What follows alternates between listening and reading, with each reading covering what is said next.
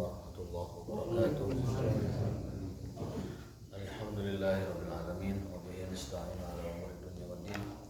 Asyhadu an la ilaha illallah wahdahu la syarika lah wa asyhadu anna Muhammadan abduhu wa rasuluhu wa la nabiyya ba'dah. Allahumma shalli wa sallim ala nabiyyina Muhammadin wa alihi wa sahbihi wa sallim. Allahumma sahdatina Abi Bakrin wa Umar wa Utsman wa Ali wa an sahabati Rasulillahi ajma'in. Allahumma subhanaka la ilma lana illa ma 'allamtana wa 'allimna ma yanfa'una wa zidna ilman. Allahumma rabbana atina fid dunya hasanah wa fil akhirati hasanah wa qina adzabannar wa adkhilna jannata bil abrar ya azza wa jalla ya rabbal alamin. Bapak sekalian yang dimuliakan Allah Subhanahu wa taala, sebelum kita mulai kajian ada permohonan doa dari Pak Haji Bambang untuk kelancaran operasi putri beliau atas nama Irma Erika Herawati. Insyaallah pelaksanaan operasi akan dilakukan hari Sabtu namanya. Mudah-mudahan Allah Subhanahu wa taala memberikan kelancaran dalam segala urusan, memberikan kemudahan dan keringanan dalam segala urusan, dan mudah-mudahan Allah segera mensehatkan kembali dalam keadaan sabihara sabiharin. Amin ya rabbal alamin. Allahumma shfiha shifaan ajilan, Allahumma shfihi shifaan ajilan, Allahumma shfihi shifaan ajilan. Allahumma shalli ala Muhammad wa ali Muhammad. Allahumma ishfi, Allahumma ishfi, Allahumma ishfi ukhtana Irma Erika Herawati ya rabbal alamin. Allahumma yassir kulla umuriha, Allahumma yassir kulla umuriha, Allahumma yassir kulla umuriha ya rabbal alamin. Allahumma aidha salimah ghanimah, Allahumma aidha salimah ghanimah, Allahumma aidha salimah ghanimah ya rabbal alamin. Ala hadiniyatil thayyibah tabarakalla subhanahu wa ta'ala. Fatihah. A'udzu billahi minasyaitonir rajim. Bismillahirrahmanirrahim. Alhamdulillahi rabbil alamin.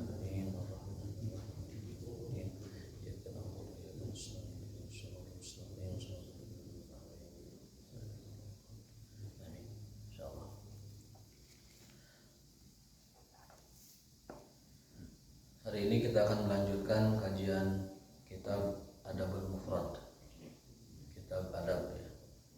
Sekali lagi, mengapa kita belajar kitab adab? Karena agama Islam seluruhnya adalah tujuannya adalah akhlak ya. Selain tauhid adalah akhlak. Dalam sebuah hadis Rasulullah bersabda, innama bu'istu liutammima makarimal akhlak.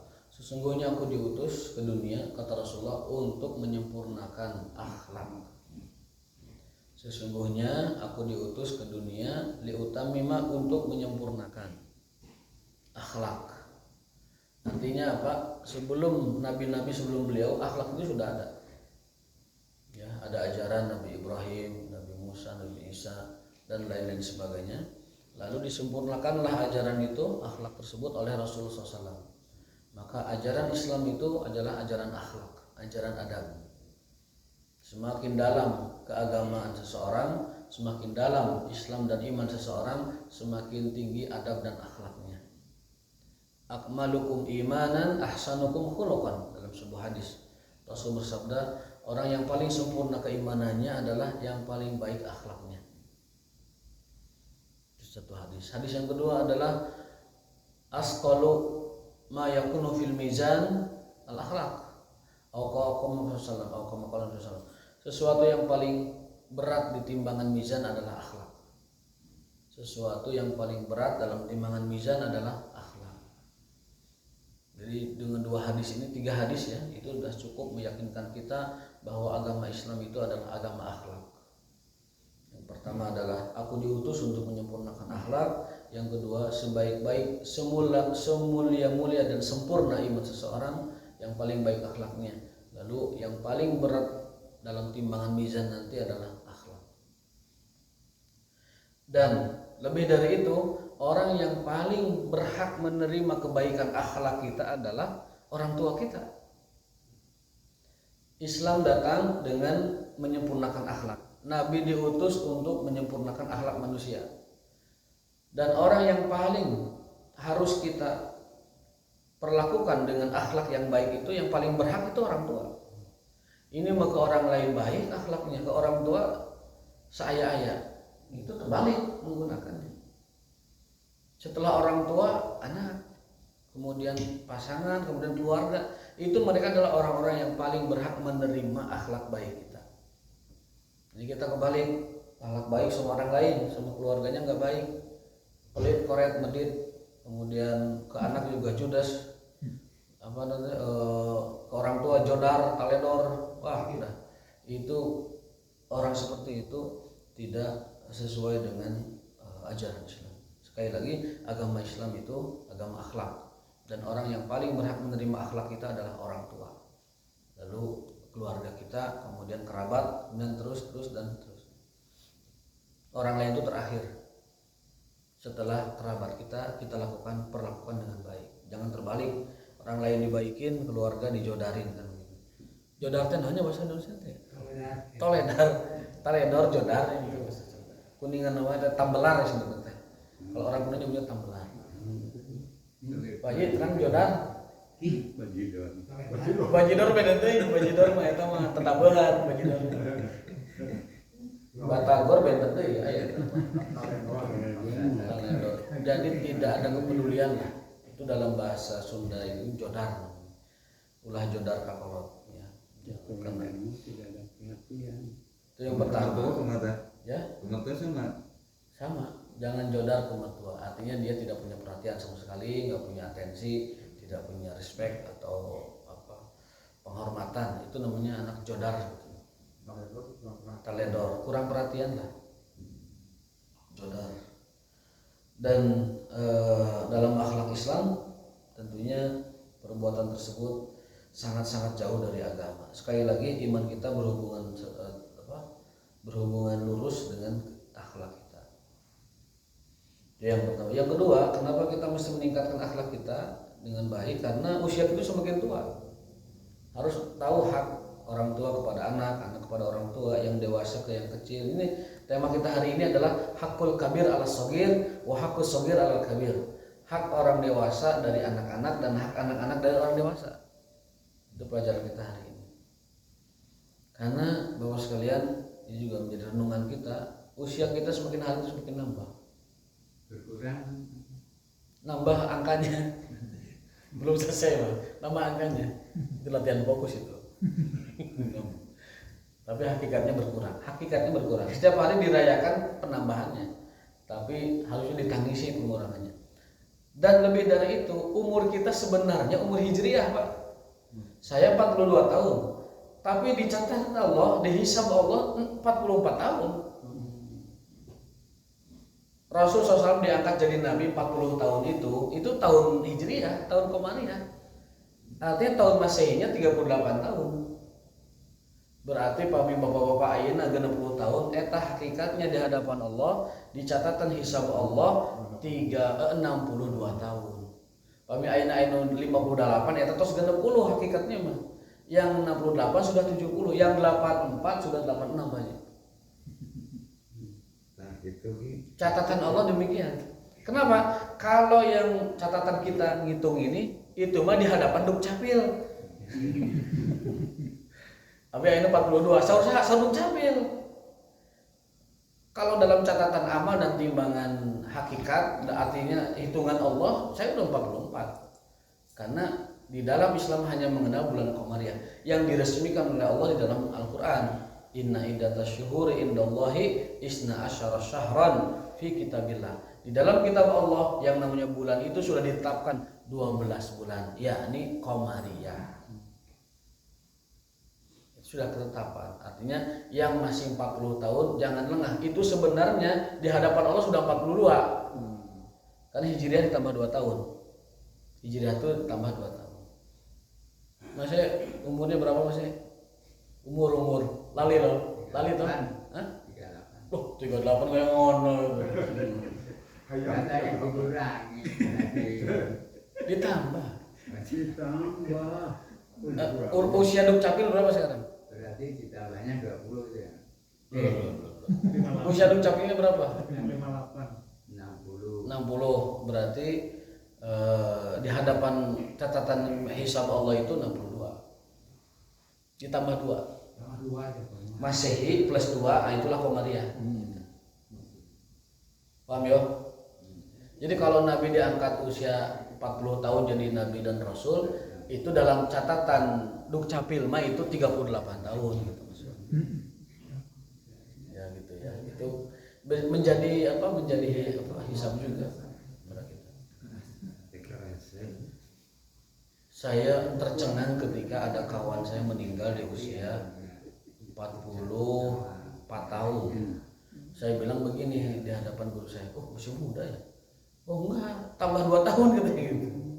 Jadi orang yang 43 itu berarti hakikatnya mah 45. Karena kita biasa ngitung pakai Masehi, catatan Dukcapil, sementara kita lengah dan tidak menghitungnya dengan catatan Allah Subhanahu wa taala. Hijriah ya kan? Harusnya Komariah ngitung Hijriah. Komariah itu sama dengan Hijriah. Jadi sekali lagi kalau kita punya usia sekarang 40 itu hakikatnya sudah 42.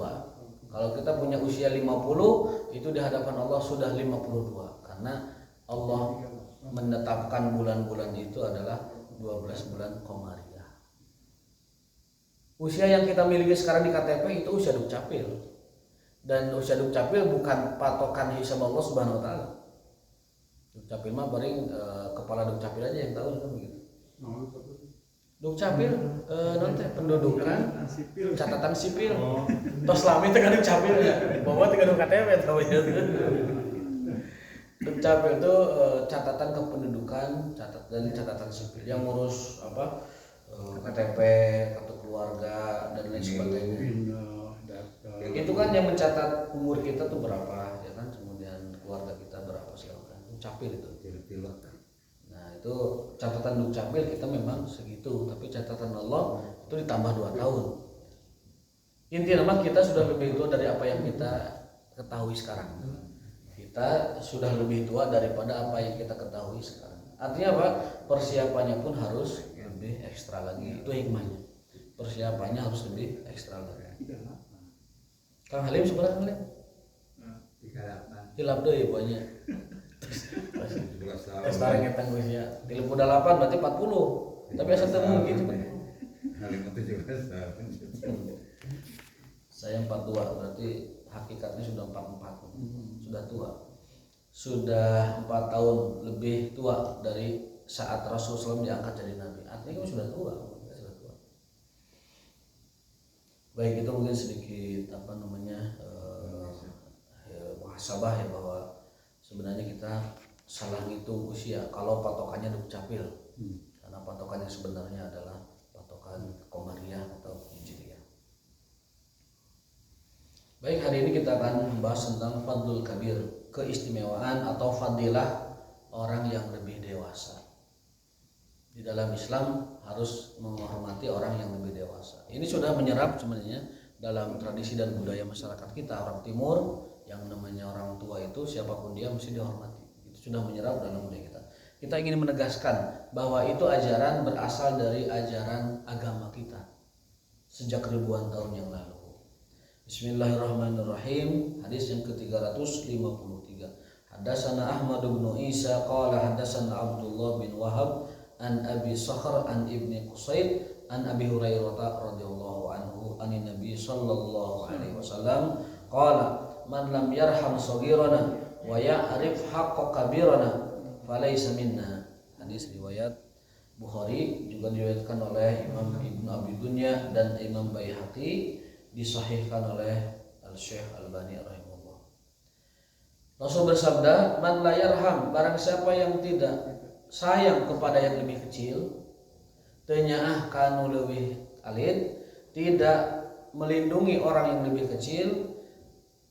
Satu. Yang kedua, wa ya'rif haqqa kabirana, tidak menghormati orang dewasa, tidak mengenal hak orang yang lebih tua darinya, falaysa minna, maka dia bukan golongan kami.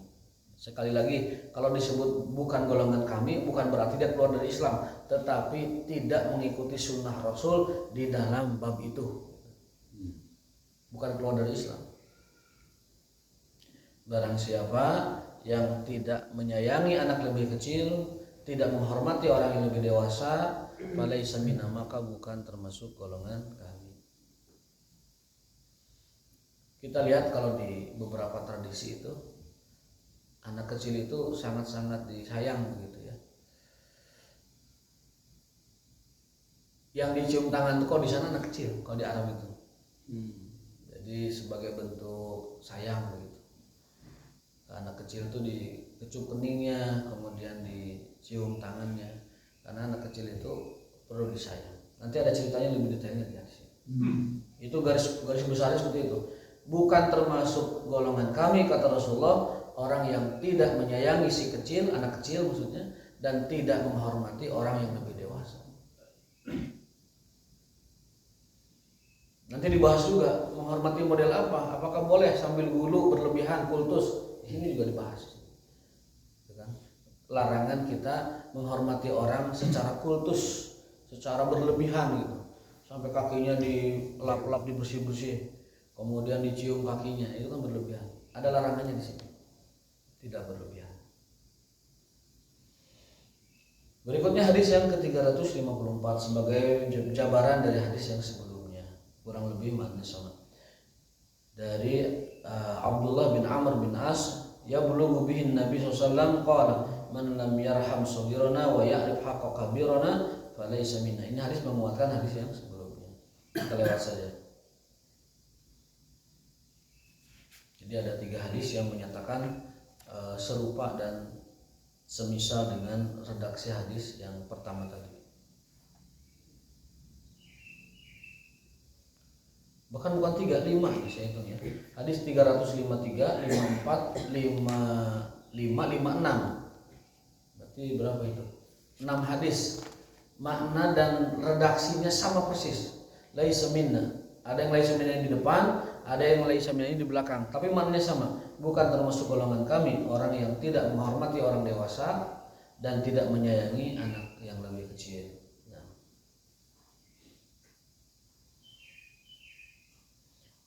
Berikutnya bab yang baru, ini sama, ijlalul kabir. Kalau tadi keutamaan orang dewasa, yang sekarang hukum menghormati orang dewasa. Ya. Kita loncat ke hadis yang 357. Yang tadi 356-nya masih tentang menghormati orang dewasa, 357 masih tentang orang dewasa, tapi hadisnya berbeda redaksinya.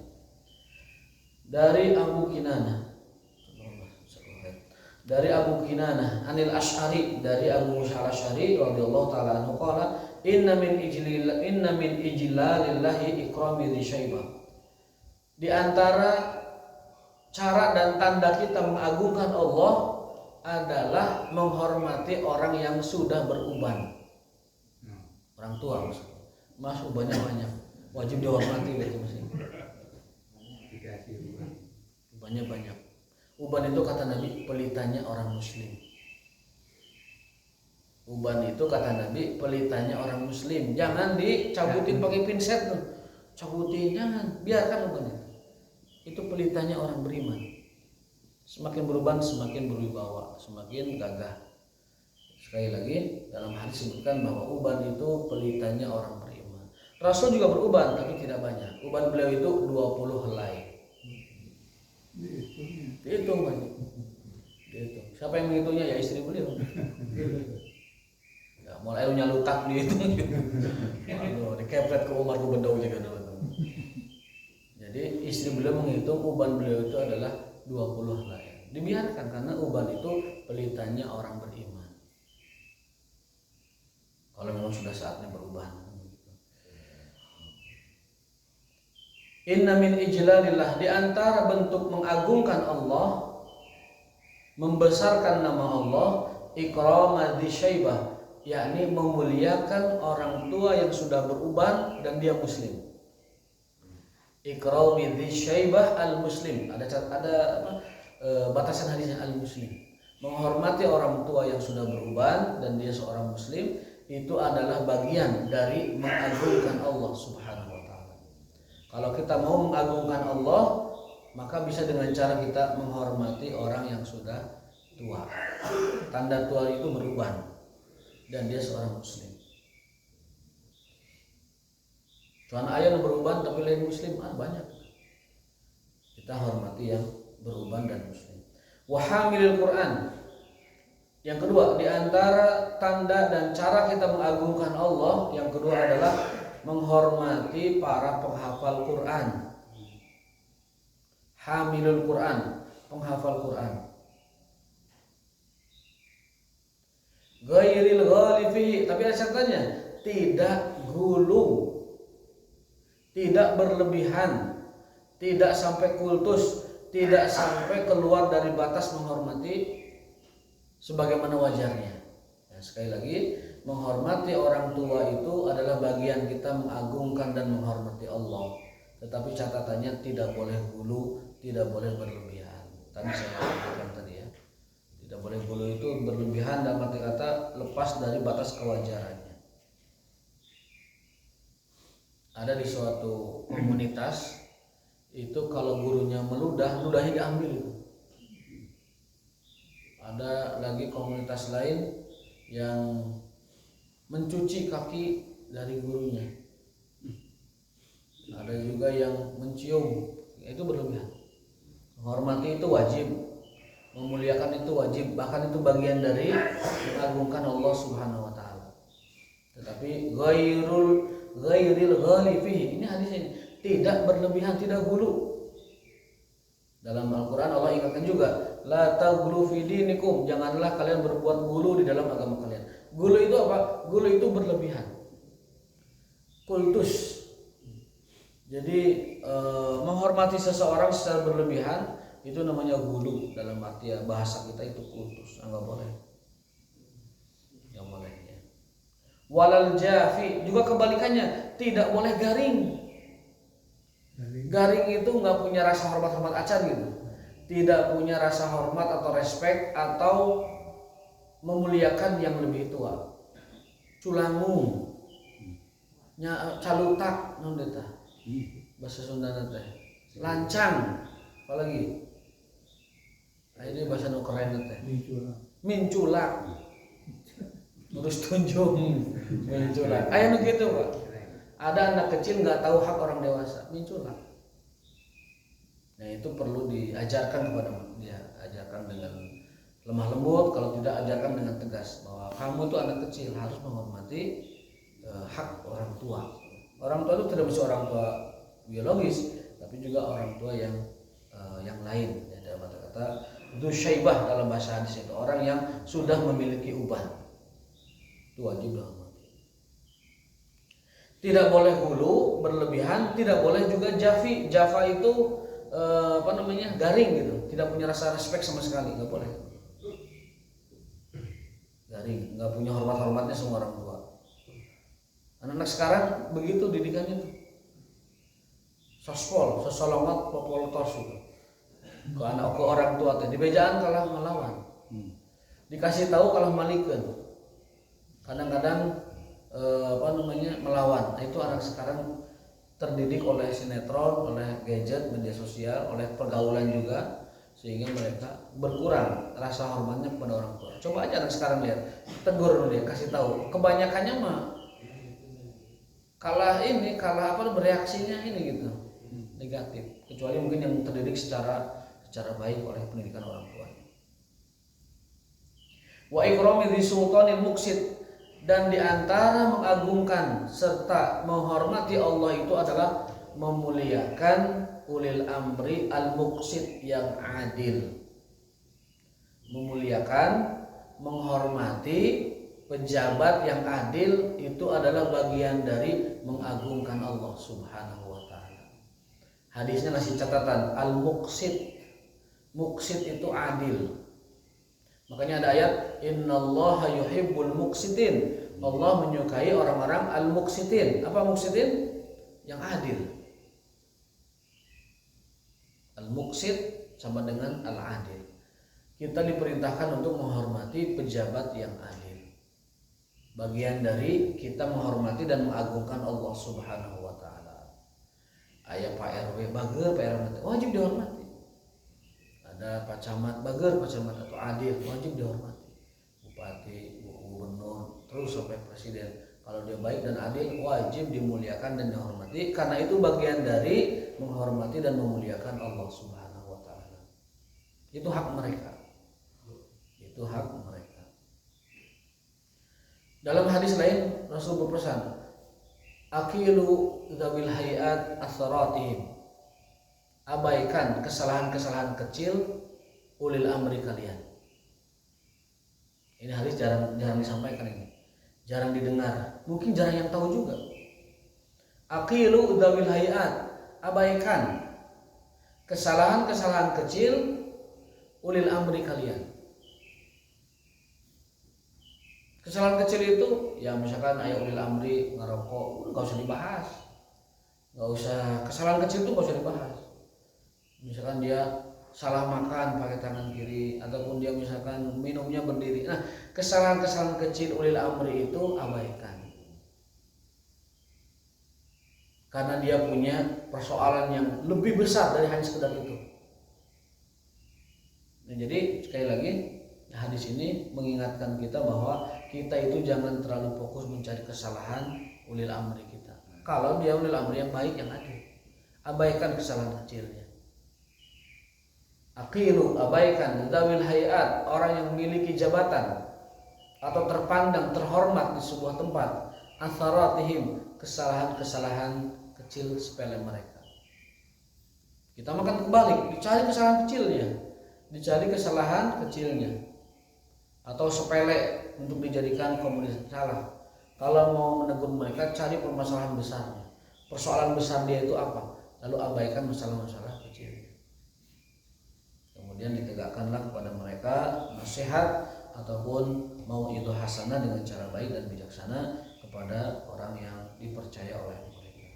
Sekali lagi, mengagungkan Allah itu caranya adalah diantaranya satu, menghormati orang yang sudah beruban, orang tua yang muslim, menghormati hafiz Quran, menghormati pemimpin yang adil. Itu semua adalah mengagungkan Allah Ta'ala, bentuk mengagungkan Allah Subhanahu Wa Ta'ala. Catatannya ghairul ghali walal jafi, tidak hulu kultus berlebihan, walal jafi, tidak garing sama sekali, jadi tidak punya rasa respect pada orang lain. Mudah-mudahan kita dapat mengamalkan tabiat ini, karena itu bagian dari kita menghormati Allah Subhanahu Wa Ta'ala. Berikutnya 358. Hadatsana Muhammad bin Salam qala akhbarana Jarir an Muhammad bin Ishaq radhiyallahu ta'ala anhu dari Abdullah bin Amr bin As. Rasul berpesan, laisa minna man la yarhamu saghirana wa yuwaqqir kabirana. Bukan di antara golongan kami orang yang tidak sayang kepada yang lebih kecil dan tidak hormat kepada yang besar. Sama dengan hadis sebelumnya. Udah 300. Jadi sampai ke hadis yang 358, ya 51, 52, 53, 54, 55, 56, 57, 58, semuanya itu makna dan lafaznya hampir-hampir sama, yaitu bukan golongan kami orang yang tidak menghormati yang tua dan tidak sayang kepada yang lebih tua, lebih kecil.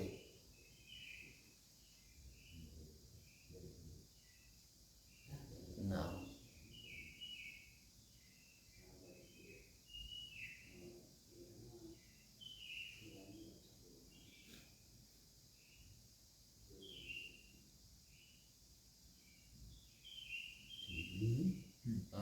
bab yabda jumlah tibrang 165 ini bab tentang yabdaul kabir bil kalam wasu'al. Nah, kalau kita ada semacam pertemuan atau acara atau apalah sebenarnya, maka diutamakan al kabir yang lebih tua secara usia lebih tua. Itu pernah ada suatu acara lah begitu ya. Ini Rasulullah, kemudian Umar, kemudian Abu Bakar, kemudian sahabat yang lain. Ini disuguhi air ya, disuguhi air. Ketika sampai ke Umar, air itu diberikan kepada Abu Bakar. Ketika ditanya, wahai Umar, kenapa Anda memberikan air kepada Abu Bakar? Jawaban beliau adalah, yang tua lebih berhak. Yang tua lebih berhak dapat duluan daripada yang muda. Itu lihat bagaimana adab dan akhlak para sahabat Nabi. Jadi mereka tidak mau mendahulukan hak orang tua daripada hak mereka. Tetapi baiknya Abu Bakar bersikap menghormati Umar meskipun usianya lebih tua, tapi kata Abu Bakar, karena kau duduknya sebelah kanan Rasulullah, kau berhak ya Umar daripada saya. Kau lebih berhak daripada saya. Jadi satu sisi Umar menghormati Abu Bakar yang lebih tua, tapi sisi lain Abu Bakar menghormati Umar yang ada sebelah Rasulullah SAW, sebelah kanannya. Itu bagaimana akhlak mereka itu saling menghormati satu sama lain. Makanya ada dalam kaidah agama kita, setinggi-tinggi ukhuwah itu adalah isar. Ukhuwah yang paling tinggi itu isar, mendahulukan orang lain dalam urusan dunia. Dan serendah-rendahnya ukhuwah itu adalah tidak punya dendam atau masalah dengan orang lain. Ya. Dalam agama kita paling tinggi ukhuwah itu isar. Isar itu apa? Mendahulukan orang lain dalam urusan dunia. Lagi makanan disebar atau minuman disebar, kita mendahulukan yang lain, itu namanya isar. Ya. Ada 2 orang, jatahnya 1, udah buat kamu aja, itu namanya isar. 1 bungkus, orangnya 2, kasih ke temennya, itu namanya isar. Syukur-syukur kalau 1 bungkus bisa berdua, karena Nabi bersabda, ta'amul wahid yakfil isnin, makan 1 porsi itu cukup untuk 2 orang, makanan 2 porsi cukup untuk 3 orang. Itu kaidahnya begitu. Orang rebut, orang heula kan gitu. Urusan dunia kaidahnya isar. Kalau kita punya ukhuwah, sebagaimana ayat Allah merintahkan, innamal mu'minuna ikhwatun. Sesungguhnya orang beriman itu berukhuwah, bersaudara. Nah, ukhuwah itu pelaksanaannya yang paling tinggi itu isar, mendahulukan orang lain daripada dia dalam urusan dunia. Urusan akhirat kaidahnya bukan isar, tapi fastabiqul khairat, berlomba dalam kebaikan. Misalkan sok depan ada 1, di belakang 2, kosongnya 1, belakang 3 misalkan, maka itu bukan isar, itu mah kaidahnya fastabiqul khairat, duluan ke sok depan. Urusan akhirat mah tidak isar, oh kamu dulu. Nah, dalam bab akhirat tidak ada istilah kamu dulu, tapi saya dulu, itu bab akhirat. Ataupun misalkan wudu, kita mah dibalik, kalau wudu, kalau ibadah, kalau tilawah kamu dulu, itu terbalik. Itu kalau yang dalam masalah ibadah kita dulu, karena kaidahnya fase. Kalau dalam urusan dunia, nah baru isar, makanan orang lain dulu, minuman orang lain dulu, ya. Duduk di kendaraan orang lain dulu, kemudian pembagian kalau ada orang lain dulu, baru yang terakhir kita. Itu orang yang berukhuwah. Dan paling rendahnya ukhuwah itu kita tidak punya unek-unek kepada orang lain. Kita tidak punya permasalahan dalam hati kita dengan orang. Itu paling rendah ukhuwah kita. Paling tingginya adalah itsar. Orang menyeberang jalan, kita naik motor, dulukan ya yang menyeberang ya. Nah, di antaranya itu. Ada orang mau nyebrang, kita naik motor dulu kan yang nyebrang. Tapi karena kita sudah diatur dengan lampu, ya ikuti lampu aja. Soalnya kalau kita tidak ikuti, takutnya juga nabrakan. Terus khusus salam, kalau salam itu yang cepat gerakannya, dia bersalam kepada yang lebih lambat. Makanya Nabi bersabda, hendaklah yang bersalam itu yang berjalan kepada yang duduk, ya, yang berkendara kepada yang berjalan. Jadi urutannya itu yang lebih cepat memulai dulu, baru kepada yang lebih lambat. Jadi kalau kita naik mobil dengan naik motor, yang duluan nyapa itu yang naik mobil. Kalau kita klakson kecil aja, tidit, itu sapaan di kendaraan. Yang naik motor menyapa kepada yang naik sepeda, tidit. Nah, itu nyapa itu. Akulah tadi itu mah ngusir namanya. Nanti yang naik sepeda nyalam nyapa kepada yang berjalan. Kering. Yang berjalan nyapa kepada yang duduk. Assalamualaikum. Yang jalan tuh nyapa kepada yang duduk. Yang duduk nyapa kepada yang berbaring dan seterusnya. Jadi urutannya itu dari yang cepat dulu. Kita mah kalau naik mobil sama naik motor gengsi mobil duluan itu. Sina motor heula nyalam ke urang kan salah itu. Di Balik balik. mah lebih cepat motor daripada mobil. Oh gitu. Ya diatur-atur aja lah gitu ya. Kan apa namanya ar-raqib 'alal masyi ya kan. Orang yang berkendara kepada yang berjalan, wal masyi 'alal jalis. Yang berjalan nyalam nyapa duluan kepada yang duduk. Kaidah umumnya begitu. Berarti kalau apa namanya orang yang berjalan, ada yang nyeberang berjalan kaki, kita naik motor maka dahulukan yang nyeberang. Kecuali kalau di jalan raya yang sudah diatur lalu lintas, karena kita wajib patuh kepada lalu lintas yang sudah diatur sedemikian rupa dan ketertiban.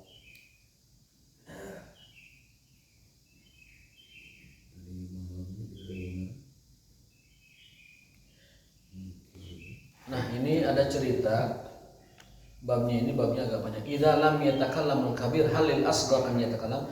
Jika orang dewasa tidak ada yang bicara, bolehkah orang atau anak yang lebih kecil memulai pembicaraan?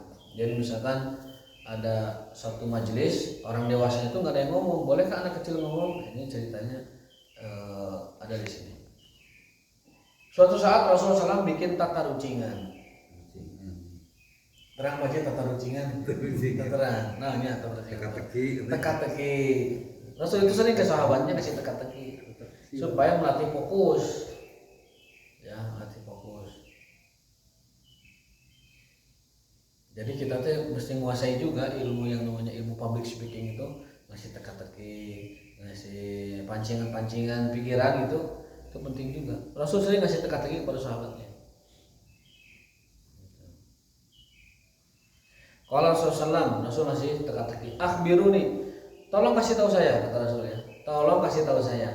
Bisa jaratin ada sebuah pohon, misluha masal muslim. Pohon ini bisa dijadikan sebagai inspirasi atau pelajaran hikmah bagi seorang muslim. Pohon ini tu'ti ukulaha, selalu memberikan hasil panennya kullahinin, di setiap kali ingin dipetik di masa panen. Bi'idzni rabbihah, dengan izin Allah Subhanahu wa taala. Wala tahutsu waraqaha, dan pohon ini daunnya itu tidak rusak, tidak pernah rusak, tidak gampang rusak. Pohon apakah itu? Fawaqa fi nafsin nakhlah. Abdullah bin Umar, putranya Umar itu kan ulama. Masih kecil tapi ulama. Namanya Abdullah bin Umar. Ibnu Umar kalau kita menyebutnya. Ada ulama itu kan Ibnu Umar, Ibnu Abbas, kemudian Ubay bin Ka'ab, itu 3 ulama besar zaman sahabat. Ubay bin Ka'ab ulama Quran, Ibnu Abbas ulama fikih, Ibnu Umar ulama hadis. Itu para ulama di zaman sahabat. Meskipun usia mereka sangat muda, karena menyerap ilmunya lebih banyak dari yang lain. Kata Ibnu Umar, fawaqa fi nafsin nakhlah. Aku tahu jawabannya bahwa itu pohon kurma. Fakari itu ada takalam, tapi aku tidak mau berbicara. Kenapa? Ada Abu Bakar. Ada senior, ada Abu Bakar Siddiq, ada Umar bin Khattab. Falamma lam yatakallama qala Nabi sallallahu alaihi wasallam, hiya nakhlah. Ketika para sahabat tidak ada yang bicara, bahkan Abu Bakar, Umar yang paling senior pun tidak bicara, Rasul akhirnya menyebutkan jawabannya. Itulah pohon kurma. Orang muslim harus mengambil inspirasi dari pohon kurma. Akarnya kuat ke bawah, batangnya menjulang ke atas, daun-daunnya bisa menaungi, buahnya dapat dinikmati oleh semua orang. Pohon kurma itu, buahnya manis, berupa akhlakul karimah. Pohonnya, akarnya menghunjam kuat, susah dihempas angin. Kurma itu akidah, iman, menghunjam ke tanah itu. Batangnya menjulang, artinya ibadahnya kuat dan kokoh. Jadi muamalahnya berupa korma manis, hasil dari iman dan ibadahnya. Ibadahnya batang yang kokoh, imannya akar yang menjulang menghunjam ke bawah. Itulah perumpamaan pohon kurma. Jadi inspirasi buat kita. Iman itu harus kokoh ke bawah seperti akar kurma. Ibadah itu harus kuat seperti batang kurma yang menjulang. Dan muamalah itu harus manis seperti buah kurma. Jadi akhlak yang baik. Nah, falamma kharajtu ma'a abi, nah ketika aku pulang bersama ayahku, Umar maksudnya, qultu ya abati, ayah, Waqa'a fi nafsi nakhla, aku tadi mau menjawab bahwa itu pohon kurma yang tebak-tebakan Nabi itu. Ya. Qala ma manaka an taqula, kenapa kamu tidak sampaikan? Nah, gitu kan. Lalu menjawab, lau kunta qultaha kana habu ilayya min kata. Anakku, kalau tadi kamu jawab, kamu tuh benar-benar kebanggaan ayah banget gitu. Itu sangat menjadikan ayah bangga. Kamu bisa menjawab pertanyaannya Rasulullah. Qala, apa jawaban sang anak? Ma mana'ani illa lam araka wala Abu Bakar takallamtu ma fakaritu. Yang membuatku tidak mau menjawab adalah karena aku melihat engkau hai ayah dan Tuan Abu Bakar Siddiq radhiyallahu taala. Jadi karena ada Tuan Abu Bakar, ada bapaknya Umar bin Khattab, aku tidak suka menyampaikan jawabanku. Ini adab. Adab. Ibnu Umar itu ulama besar meskipun masih remaja. Tetapi karena ada di situ senior sahabat Nabi yang sudah sepuh begitu, dia tidak mau mendahului atau menjawab pertanyaan Nabi meskipun dia tahu jawabannya. Itu etika dan akhlak serta adab. Jadi kadang kita itu yang lebih muda jangan sotoy, jangan apalagi sotoy ya, jangan songong. Songong itu nggak jawab terus gitu kalau tanya. Biarkan yang tua dulu, kalau yang tua tidak ada yang mau berkata-kata atau tidak mau menjawab, ngasih kesempatan kepada yang muda baru kita sampaikan. Jadi jangan segala tahu, segala menjawab anak muda itu. Ya, jadi ada etika dan Ibnu Umar saja tidak mau menjawab pertanyaan Rasul, padahal dia tahu jawabannya. Karena melihat di sana ada Umar dan ada Abu Bakar Siddiq radhiyallahu taala anhu.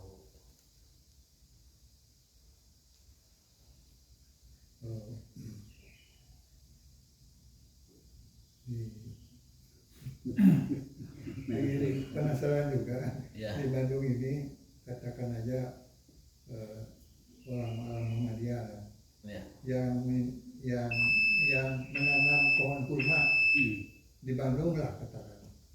Ada yang sudah Buat apa gitu maksudnya? ya buat makan kurma lah. Ada yang mencoba menanam kurma di Bandung misalnya. Tinggal di Pada Malaysia bibitnya maksudnya?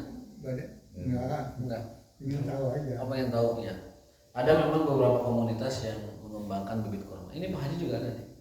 Pak Haji Sandi ada beberapa bibit kurma yang sudah agak gede juga. Mudah-mudahan sih bisa berbuah seperti di gurun ya, di tanah pasir, gurun pasir. Tumbuhnya bagus, subur gitu. Namun buahnya kurang tahu. Di Masjid Agung Tasik berbuah itu banyak. Kurma itu di atas tuh banyak tandan itu banyak gitu. Cuman karena tinggi nggak bisa diambil, harus pakai tangga itu, terus pakai alat naik ke atas. Jadi ada juga ya, tumbuh berbuah, tapi apakah akan sama dengan hasil buah di sana, manisnya ya, segarnya, kemudian itu kan ngaruh juga tanah segala macam. Nah ini Rasulullah SAW sering memberi tata rucingan, tebak-tebakan yang tujuannya adalah memberikan stimulus kepada sahabat agar tadi mengambil inspirasi dan hikmah dari yang beliau sampaikan. Yang kedua supaya dapat jadi pelajaran. Suatu hari beliau pernah juga menyampaikan perumpamaan orang Islam itu seperti lebah. Ya, masalul mu'min masalun nahlah. Orang muslim seperti lebah. Apa itu? La ya'kul illa thayyiban. Lebah itu hanya makan yang baik-baik saja. Saripati bunga. Kalau kita berarti hanya makan yang halal dan baik saja. Yang kedua, wala yukhrij illa thayyiban. Lebah itu tidak mengeluarkan kotoran kecuali yang baik, yaitu madu. Kalau kita tidak mengeluarkan perbuatan yang buruk, perkataan yang buruk, perilaku yang buruk dari hasil yang kita terima itu. Yang ketiga, wala tamassu wa tuhlikah. Dan lebah itu tidak menenclek ataupun nemplok di satu tempat lalu merusaknya. Lebah itu di mana-mana tidak merusak tempat yang dia ambil makanannya. Itu juga pelajaran buat kita. Dimanapun kita tinggal, kita domisili, kita nitip diri, jangan merusak, mengganggu, mengusik tempat yang kita tinggali. Itu perumpamaan Rasul kepada para sahabat. Orang Islam itu kayak lebah, hanya makan yang baik, hanya mengeluarkan yang baik, dan kalau tinggal di satu tempat tidak merusak tempat itu. Ini menjadi pelajaran buat kita. Wallahu ta'ala bishawab, wa ma taufiquna illa billah. Mudah-mudahan bermanfaat dan kita lanjutkan esok hari. Amin. Rabbana atina fid dunya hasanah wa fil akhirati hasanah wa qina adzabannar. Subhanakallahumma wa bihamdika asyhadu an la ilaha illa anta astaghfiruka wa atubu ilaik. Assalamualaikum.